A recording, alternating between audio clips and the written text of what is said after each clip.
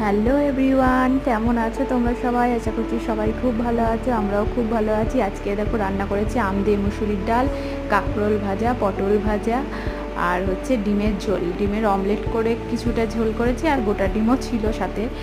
তারপরে ওকে বাবুকে খাইয়ে টাইয়ে পড়তে বসিয়ে দিয়েছি, ওর পড়ে ওঠারও টাইম হয়ে গেছে।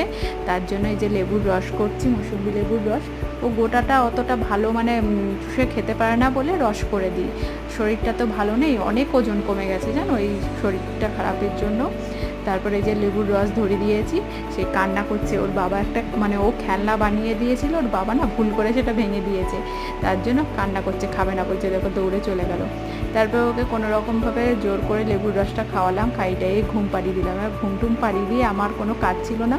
ওর ক্লে ছিল কতগুলো, সেই ক্লে দিয়ে ড্রেসিং টেবিলে সাজিয়েছি শোকেসটা। কেমন হয়েছে বলো তো?